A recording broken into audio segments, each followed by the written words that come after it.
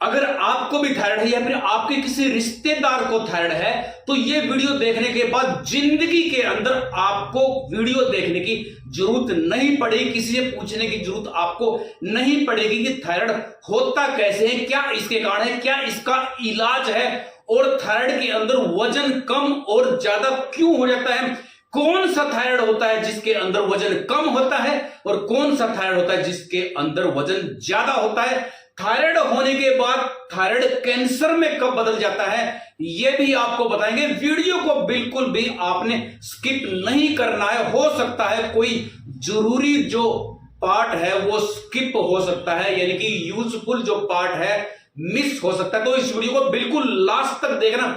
सबसे पहले मैं आपको बताना चाहता हूं कि थायराइड होता क्या है। जब आपको पूरा का पूरा चैप्टर समझ में आएगा, थायराइड यहां पे एक ग्रंथि होती ग्लैंड्स, जिसको थायराइड ग्लैंड्स बोलते हैं, और उसके पास एक पिट्यूटरी ग्लैंड्स होती है जिसमें टीएसएच बनता है, और थायराइड ग्लैंड में T3 T4 हार्मोन होते हैं। और थायराइड दो तरह का होता है, हाइपोथायराइडिज्म और हाइपरथायराइडिज्म, दो तरह का होता है। अब देखो होता क्या है, जब टीएसएच यानी कि थायराइड स्टिमुलेशन हार्मोन, वो क्या करता है, थायराइड ग्लैंड को ऑर्डर देता है T3 T4 हार्मोन बनाने के लिए।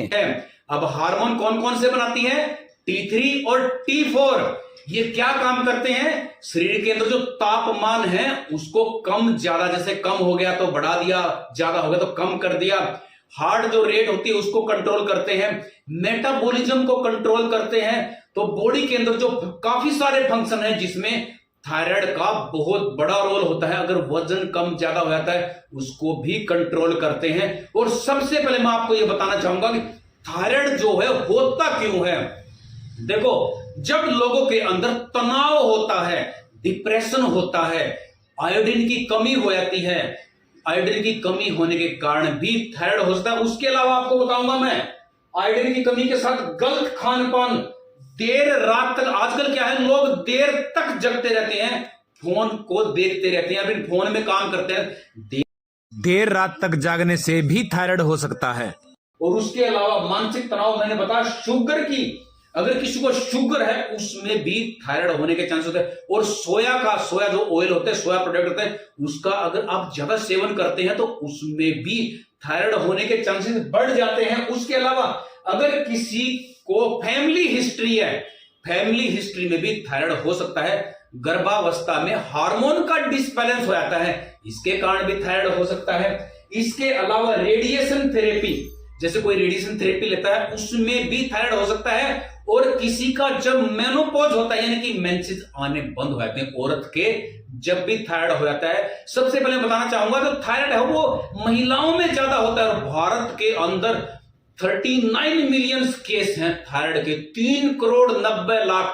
और अब आपको मैं बताऊंगा कि T3 T4 TSH 3 टेस्ट होते हैं। जब भी किसी को थायराइड के अंदर ये लक्षण आते हैं तो डॉक्टर लिखते हैं 3 टेस्ट, T3 T4 TSH। अब मैं आपको बताऊंगा इसका काम क्या होता है। अगर T3 T4 अगर ज्यादा आ जाते हैं तो इसका मतलब होता है हाइपरथायराइडिज्म, और TSH ज्यादा आ जाता है तो इसका मतलब होता है हाइपोथायराइडिज्म। ये आपने दिमाग में रखना है। उसके बाद मैं आपको लक्षण बताऊंगा सबसे पहले कि वजन किस में कम होता है, किस में ज्यादा होता है। ये देखो ऊपर हाइपोथायराइडिज्म जिसमें TSH, ये दिमाग में रखना, जब भी आप T3 T4 TSH कराओगे अगर वो ज्यादा आ जाता है तो देखो ये लक्षण होंगे उसके अंदर।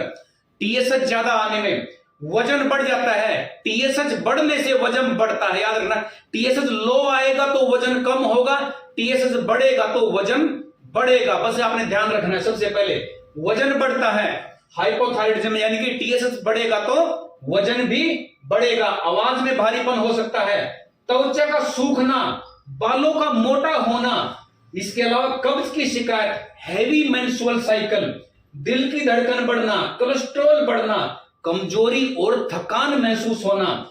इसके अलावा ठंड में सहन करने की अक्षमता कम होना, जो ठंड होती है उसको सहन करने की जो क्षमता है वो कम हो जाती है। इसके अलावा डिप्रेशन, तनाव, ये भी बहुत बड़े कारण होते हैं। याददाश्त कमजोर होना, मांसपेशियों का कठोर या कोमल होना, ये लक्षण आ सकते हैं जो हाइपोथायराइडिज्म है। इसके अलावा जो नाखून होते हैं ये भी टूटना शुरू हो जाते हैं। टीएसएच जब बढ़ता है, मैंने बताया T3 T4 टीएसएच जब बढ़ता है तो ये उसके अंदर लक्षण आते हैं। इसके अंदर वजन बढ़ता है। लोगों को एक ही चीज का पता होता है कि सूखने वाला हार्मोन को, सूखने वाला थायराइड कौन सा होता है, मोटे वाला कौन सा होता है। टीएसएच जब बढ़ता है तो इंसान मोटा होता है, टीएसएच घटता है तो इंसान पतला होता है। आगे ध्यान रखना, जब कोई इंसान कोई भी दवाई नहीं खाता, पहली बार टेस्ट करवाता है और उसके अंदर थायराइड की प्रॉब्लम आती है, यानी कि टीएसएच उसका ज्यादा आता है, तो फिर उसको हाइपोथायराइडिज्म की दिक्कत है, उसका वजन ज्यादा हो सकता है। अगर किसी के अंदर वजन कम है तो उसका टीएसएच कम हो सकता है, लो हो सकता है। अगर वो बिल्कुल भी दवाई नहीं खाता, उसने पहली बार चेक करवाया है, दवाई खाने के बाद तो ये ऊपर नीचे हो सकते हैं। अगर अब मैं आपको बताऊंगा टीएसएच जब कम होता है यानी कि हाइपरथायराइडिज्म होता है तो कौन से लक्षण आते हैं। जैसे कि मैंने बताया, वजन कम हो जाना, तनाव महसूस होना और थायराइड जो ग्लैंड्स होती है इसका बढ़ जाना, यहां से इसका साइज बढ़ जाता है। इसके अलावा घबराहट और चिड़चिड़ापन होना, मासिक धर्म जो होता है उसमें अनियमितता यानी कि इरेगुलर हो जाना।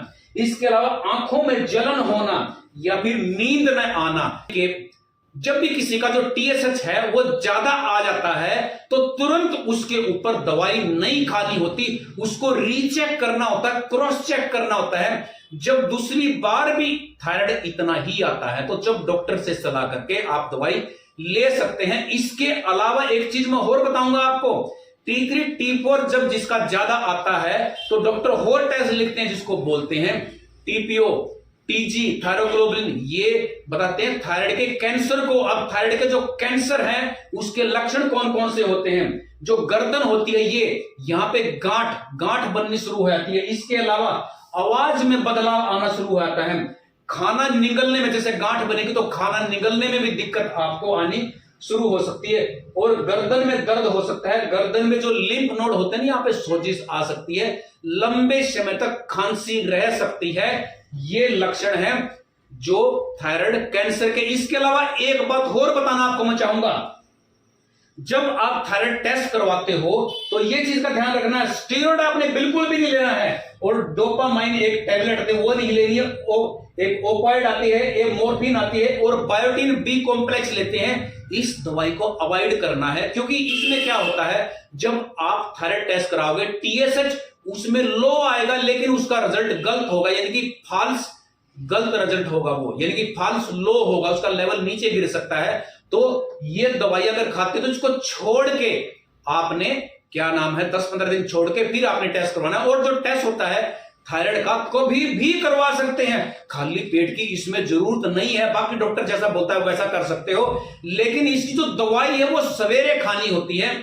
सवेरे दवाई खाने के 1 घंटे के बाद खाना खाना होता है, उससे पहले खाना नहीं खाना चाहिए क्योंकि उससे जो हार्मोन है फिर वो रेगुलेट नहीं होता अच्छी तरह। और एक चीज और बताना चाहूंगा आपको मैं, जब डॉक्टर टेस्ट लिखता है इससे आगे जब ये लक्षण आते हैं कैंसर के तो इसमें TPO TG ये टेस्ट लिखता है। इसमें जैसे ग्रीव्स डिजीज बोलते हैं, हैशीमोटो डिजीज बोलते हैं, ये ऑटो इम्यून डिजीज होती हैं। ये क्या करती हैं, थायराइड जो ग्रंथि होती है उसके ऊपर अटैक कर देती हैं। अटैक करने से जो हार्मोन ज्यादा बनना शुरू हो जाता है, हमारी बॉडी है ना, जो बॉडी के जो फंक्शन है वो ज्यादा तेज हो जाते हैं, जिससे और भी बहुत ज्यादा बीमारियां शुरू हो जाती हैं। दोस्तों अगर आपको ये वीडियो अच्छी लगी तो इस वीडियो को लाइक करो, शेयर करो, सब्सक्राइब करो। तो